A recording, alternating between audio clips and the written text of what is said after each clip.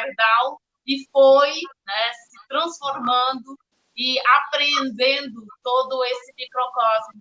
É muito bacana poder ver isso.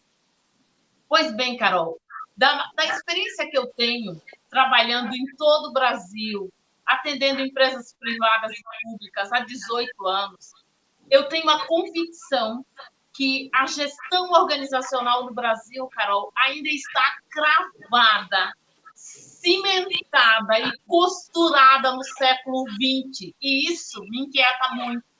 Eu quero ouvir você sobre isso, se isso também é algo que te inquieta.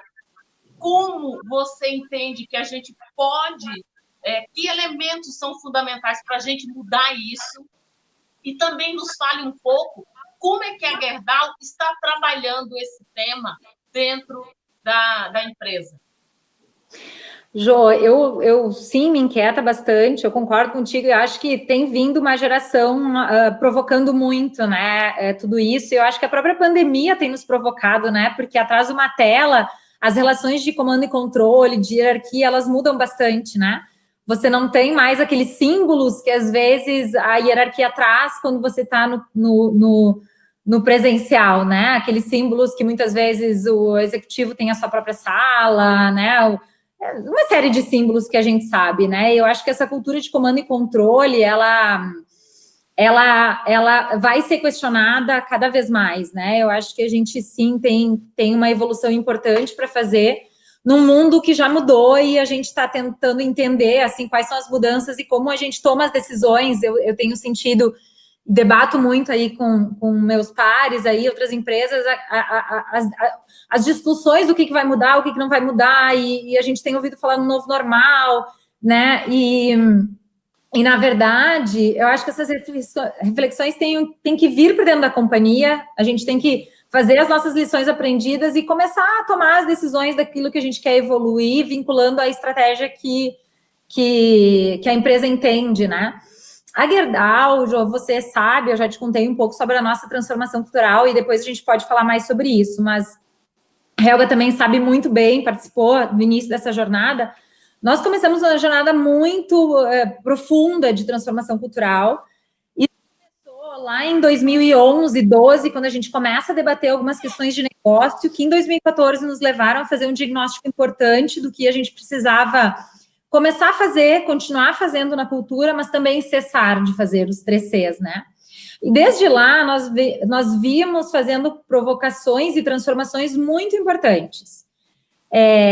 Eu diria, assim, três elementos principais que a gente provocou de transformação, eles tratam do comportamental, então tudo que tem a ver com comportamento, tudo que tem a ver com símbolos, que a gente estava falando agora, e tudo que tem a ver com sistemas. Como que você trabalha sistemas, inclusive de recursos humanos, para reforçarem a cultura que você quer criar, como é que você repensa os símbolos para que eles reforcem a cultura que você quer criar, e também o comportamental. Então, a gente veio trabalhando no comportamental, atributos aí de uma cultura mais aberta, de uma escuta mais ativa, de uma segurança psicológica, de uma autonomia com responsabilidade para as pessoas, para que as pessoas pudessem tomar suas decisões, de líderes que desenvolvem líderes, de uma cultura mais simples, que hoje, inclusive com a pandemia, e eu olho para trás, a gente não tinha, obviamente, visibilidade de uma pandemia como essa, mas que eu te confesso que apoiaram demasiado a gente estar hoje vivendo esse momento de um home office. Então, assim,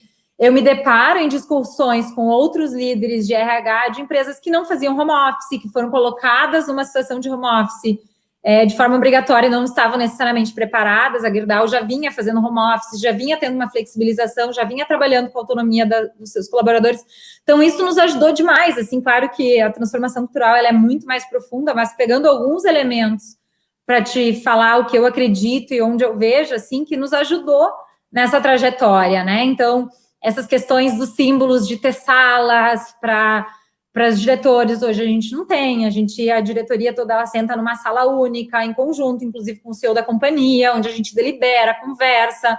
Claro que a gente está hoje em home office, mas são símbolos que a gente trabalhou no passado, que nos ajudam a viver um pouco dessa cultura que a gente tem que começar a questionar, assim, né? A gente sabe que a gente vê muita hierarquia ainda, e a gente tem tentado quebrar essas hierarquias dentro da empresa, e eu acho que é uma questão da gente acelerar, porque o mundo já mudou, né? A gente já está vivendo mudanças significativas, onde a gente tem que começar a tomar as decisões e a mostrar que a gente está evoluindo para essa flexibilização, por empoderamento das pessoas. Então, esse tema da transformação cultural e de como a gente se prepara, Jo, eu concordo com você, eu entendo que a gente tem um caminho ainda a evoluir.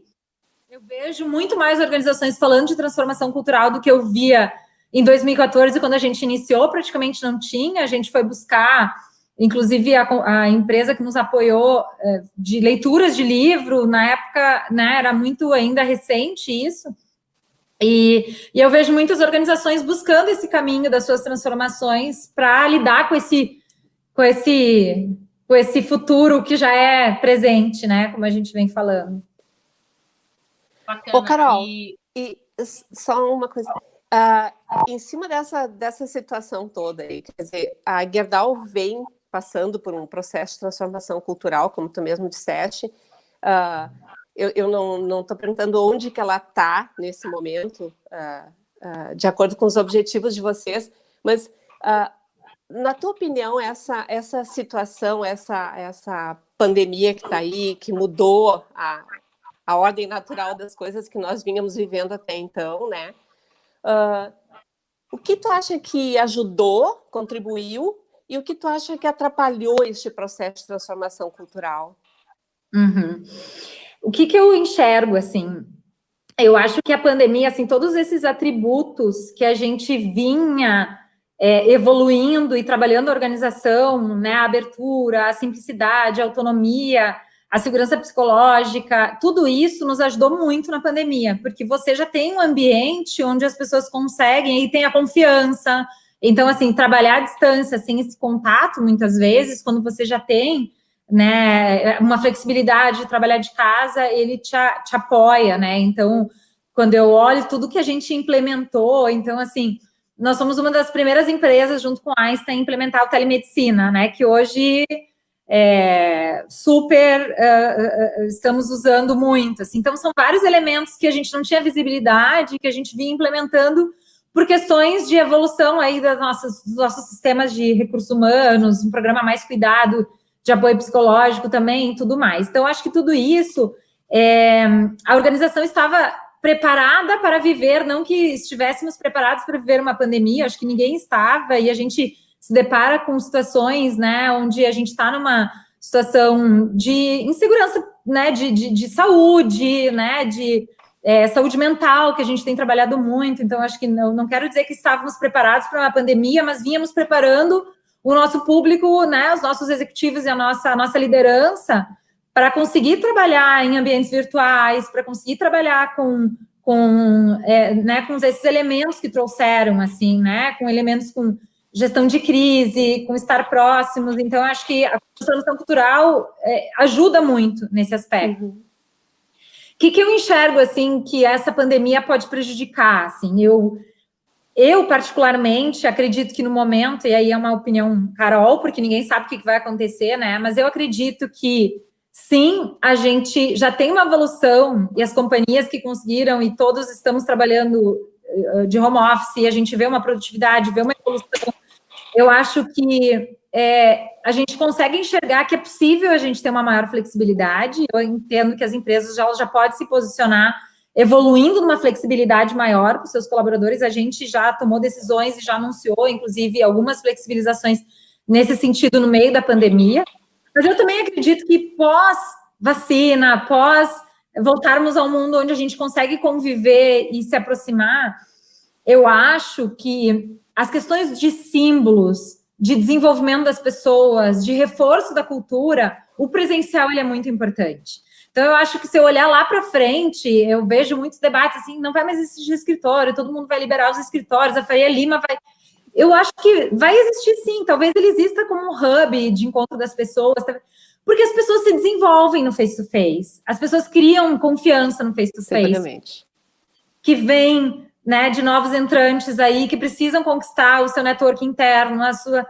Então, eu acho que tem símbolos da cultura, quando eu vejo símbolos que a gente desenvolveu, sistemas, comportamentos que eles são importantes. Então, assim, acho que vamos flexibilizar e já estamos, mas também acho que pós-passar, assim, no mundo pós-pandemia, eu não acredito em relações... Nós somos seres sociais, eu acredito que para a cultura, para o reforço da cultura, é muito importante esses momentos onde a gente consegue...